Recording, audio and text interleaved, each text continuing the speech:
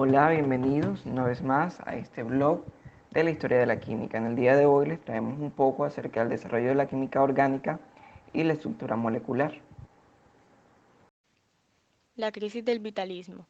En la antigüedad los principales combustibles fueron la madera del mundo vegetal y las grasas o aceites del reino animal o vegetal. Las sustancias del medio no vivo pueden soportar tratamientos enérgicos mientras que la materia viva no puede.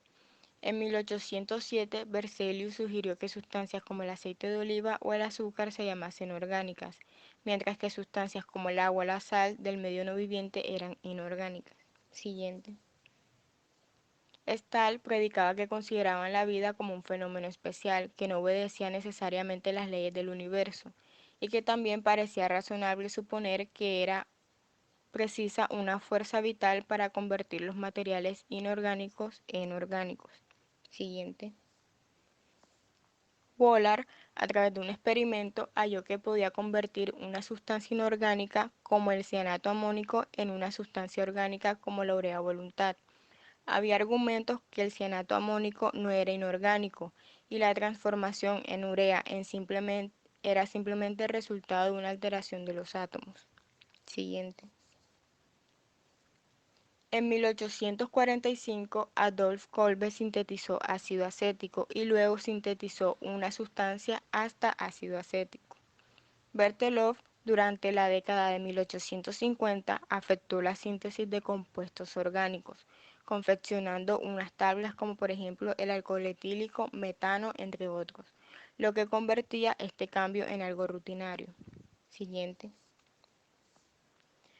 Los ladrillos con los que se construye la vida. Hay sustancias características de la vida, como por ejemplo el almidón, las grasas y las proteínas. Estas se decían que podían separarse en unidades simples siendo calentadas con ácidos o bases diluidas. Siguiente. En el año 1812, Kirchhoff logró convertir el almidón calentándolo con ácido en un azúcar simple a la que llamó glucosa. Y en el año 1820 Henry Barconot trató la gelatina de la misma forma y obtuvo glicina. Este es un compuesto de tipo ácido orgánico que contiene nitrógeno y pertenece al grupo de los aminoácidos denominados así por Berzelius. Siguiente. Berthelot en el año 1854 calentó glicerola con ácido esteárico y encontró una molécula formada por una unidad de glicerol con 3 unidades de ácido esteárico, denominada tristearina. Este químico tomó ácido no obtenido a partir de grasas naturales, las calentó con glicerol y obtuvo sustancias similares a las grasas ordinarias. Este fue el producto natural más complicado sintetizado en aquella época. Michel Chevreul en el año 1809 trató jabón con ácido y lo denominó ácidos grasos. Más tarde demostró que las grasas se transforman en jabón gracias a la separación de las grasas con el glicerol. Siguiente. El químico alemán Friedrich, generalmente conocido como Kekulé, en un libro de texto publicado en 1861, definió la química orgánica simplemente como la química de los compuestos de carbono. La química inorgánica era entonces la química de los compuestos que no contenían carbono, definición que ha sido generalmente aceptada. Ahora hablaremos de los isómeros y radicales. Los que actualmente conocemos como isómeros son compuestos químicos con igual fórmula empírica, pero distinta estructura molecular. Recordemos que la fórmula empírica son fórmulas que expresan la proporción de los átomos presentes. Y los radicales, como su nombre lo indica, vienen siendo la raíz de algún compuesto químico. Resulta que el descubrimiento de estos conceptos radica entre el siglo XIX y XVIII, donde parecía suficiente indicar los distintos tipos de átomos presentes en cada molécula y la proporción de estos, pero poco a poco se dieron cuenta que a través del mejoramiento de los métodos de identificación de fórmulas empíricas, esto no era suficiente para categorizar a todos. Por lo tanto, para conocer cómo surgió todo este descubrimiento, se estudia el proceso histórico en avance de fórmulas empíricas, descubrimiento de los isómeros y ayuda de los radicales. Ahora vamos a hablar de los avances en las fórmulas empíricas. Resulta que para los primeros del siglo XIX, Gay-Lussac y Louis-Jacques Terran, los dos señores que vemos en pantalla, pudieron determinar la proporción relativa del carbono y de hidrógeno de los compuestos orgánicos en combustión, lo cual fue bastante importante para la creación de fórmulas empíricas de compuestos orgánicos. De este mismo modo, Este método le sirvió a Gay-Lussac, el señor que vemos en el extremo de la pantalla, a determinar las fórmulas empíricas de algunos azúcares simples. Más adelante este mismo método fue mejorado por el señor Justus von Liebig, el cual determinó fórmulas empíricas de compuestos conocidos con métodos bastante fiables, ya que este científico refinó las técnicas experimentales del momento, agregándole más precisión a los datos. En 1833, Jean-Baptiste André Dumas logró determinar el nitrógeno presente en los productos de sustancias orgánicas en combustión, y fue un verdadero avance porque en el momento solamente se conocían dos productos de la combustión, que eran el carbono y el hidrógeno, y con este avance se conocía un tercero, que era el nitrógeno. Pero el verdadero descubrimiento de los isómeros se dio en 1824, cuando Justus von Liebig estudiaba fulminatos y Friedrich Bola estudiaba siniatos, cuyos compuestos que estudiaban tenían misma fórmula empírica, pero distintas propiedades, como lo son el cianato de plata y el fulminato de plata. Estos estudios fueron enviados posteriormente a Gay-Lussac en su revista, y a Gay-Lussac, al darse cuenta de esto, trató de presentárselo más adelante a Berzelius. Pero Johann Jacob Berzelius ya estaba trabajando con dos compuestos orgánicos que presentaban esta misma condición, a lo cual ya le tenía un nombre a estas sustancias o compuestos que presentaban fórmulas empíricas iguales pero propiedades distintas. Los llamaba isómeros, que provenía de la palabra griega iguales proporciones. De esto quedó muy claro que la diferencia entre las propiedades no dependía únicamente de la proporción de los elementos presentes, que era lo que se creía al formular las fórmulas empíricas, sino que también dependía de algo no visible, que era la estructura molecular de los compuestos. Las fórmulas empíricas funcionaban bastante bien con los compuestos inorgánicos, pero con los compuestos orgánicos, como se repetían bastantes veces el número de átomos de carbono, hidrógeno o nitrógeno dentro de la fórmula, se presentaba muy a menudo lo que llamaban isomería o isómeros. Realmente, el descubrimiento de los isómeros terminó complicando la determinación de compuestos orgánicos en el momento, pues se tenía que pensar dos veces al crear la fórmula empírica, sin que pareciera una ya conocida, pero afortunadamente se descubrieron los radicales. Entonces, el primero que encontró un radical fue Gay-Lussac y Louis-Jacques Thérain, cuando trabajaron con ácido cianúrico y se percataron del grupo cianuro, que actuaba como un solo átomo. Más adelante, Justus Liebig y Friedrich Bola descubrieron un grupo más complejo, que era el grupo bencelio. Entonces, los radicales eran aquellos grupos de dos o más elementos que permanecían combinados sin importar el número de reacciones. Esto se consideraba así, pues se creía que era la raíz de los compuestos cuando se formaban. Y gracias a estos radicales se pudo identificar compuestos orgánicos a través de esto y mejorar la obtención de nuevas fórmulas empíricas. Ahora vamos a hablar de la teoría de los tipos. Pero para hablar de la teoría de los tipos tenemos que hablar de August Lauren. ¿Pero quién fue August Lauren? August Lauren fue el hombre que se atrevió a desafiar o a corregir la teoría de Berzelius. August Lauren enunció la teoría de las sustituciones, pero de su biografía se destaca especialmente la disputa que tuvo con Johann Jacob von Berzelius sobre la estructura molecular. Berzelius hizo suya la idea de que los radicales podían ser las unidades a partir de las cuales se construyesen las moléculas orgánicas. Por supuesto, también creía que las moléculas orgánicas estaban formadas por radicales, igual que las moléculas inorgánicas estaban formadas de átomos individuales. Llegó también a pensar que los radicales eran casi tan indivisibles e inmutables como los propios átomos. Berzelius, por su parte, mantuvo que la fuerza que une los átomos en una molécula inorgánica o en un radical orgánico era de naturaleza eléctrica, lo que pues acabaría siendo cierto, obviamente, ya que cada molécula pues debía contener una parte positiva y pues otra molécula una parte negativa, ya que solo existía atracción o existe atracción entre átomos de las cargas opuestas. Berzelius estaba seguro también de que era imposible sustituir un elemento negativo por otro positivo sin intercambiar drásticamente las propiedades del compuesto. Pero aquí es donde entra Lauren. Lauren consiguió sustituir los átomos de cloro por algunos de los átomos de hidrógeno existentes en la molécula de alcohol etílico, lo cual pues destruyó completamente la teoría de Berzelius, ya que el cloro se consideraba negativo y el hidrógeno pues positivo, y sin embargo se puede sustituir el uno por el otro sin que se cambiase de forma drástica las propiedades del compuesto. Lauren dejó por completo de existir en las fuerzas eléctricas, ya que creía que una molécula orgánica tenía un núcleo, que podía ser un solo átomo, al que se lanzaban diferentes moléculas radicales. Las moléculas orgánicas podían agruparse también en familias o tipos. De aquí pues proviene el nombre de la teoría de los tipos.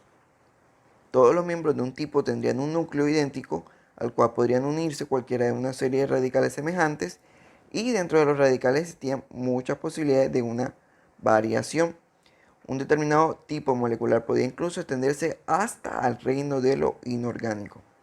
Por ejemplo, la molécula de agua, que es H2O, podía considerarse formada por un átomo central de oxígeno, el núcleo, al igual que estaban unidos los átomos de hidrógeno.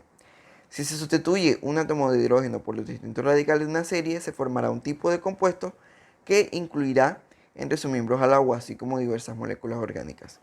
Entonces, para este caso, si un átomo de hidrógeno se sustituye por un grupo metilo o un grupo etilo, que es C2H5, se tendría CH3OH, que es el alcohol metílico, o CH2, C2H5OH, que sería el alcohol etílico respectivamente. Muchos otros alcoholes podrían construirse pues del mismo modo. ¿Qué es valencia? En química hablamos de valencia para referirnos al número de electrones que un átomo de un elemento dado posee en su último nivel de energía, es decir, en su órbita más exterior. Estos electrones son especialmente importantes porque son responsables de los enlaces covalentes.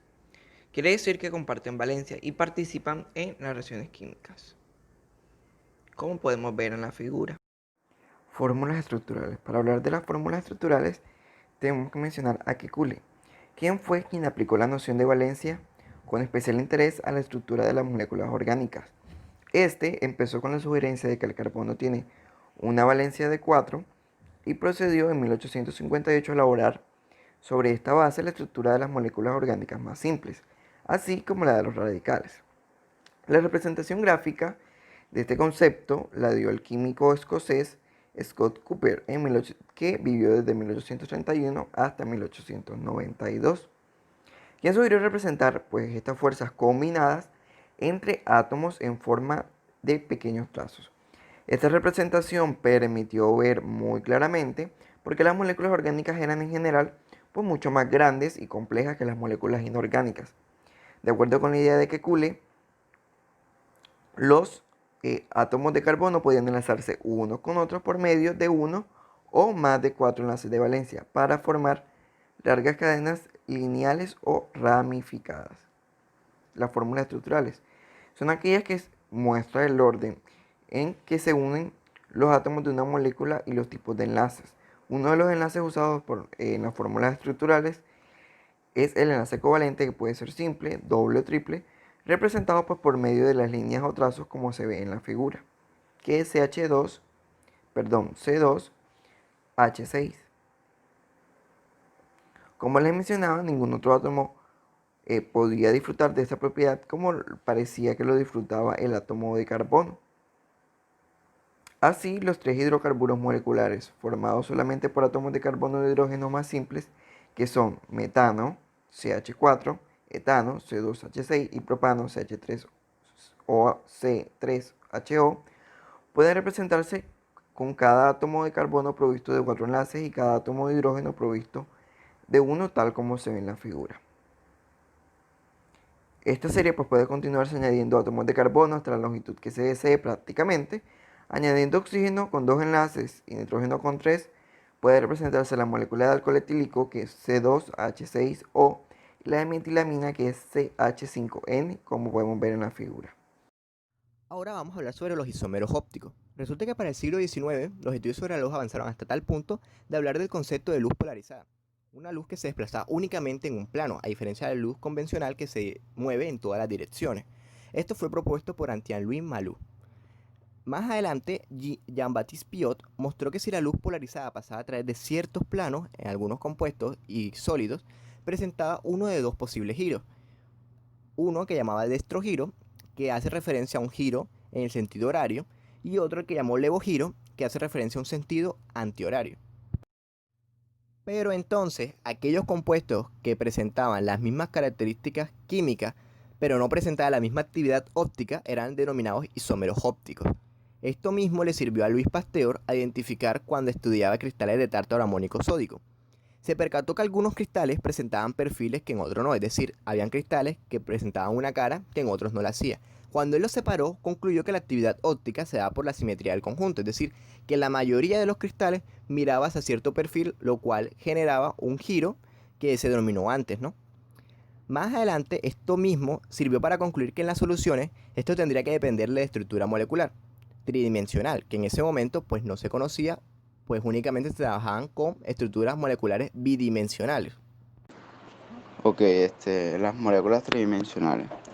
A diferencia de las fórmulas químicas o los nombres químicos, las fórmulas estructurales suministran una representación de la estructura molecular, ya que los químicos casi siempre los utilizan para describir una reacción química o síntesis química, usando fórmulas estructurales en vez de nombres químicos, porque las fórmulas estructurales permiten al químico visualizar las moléculas y los cambios que ocurren en ellas.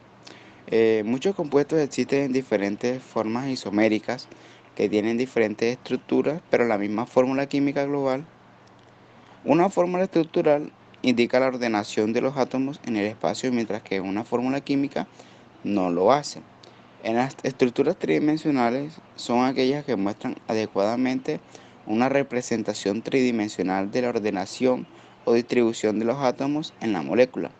Requiere el empleo de diagramas con perspectiva, la indicación de ángulo y la distancia de los enlaces, llegando al empleo de modelos moleculares bi y tridimensionales que muestran adecuadamente una estructura espacial.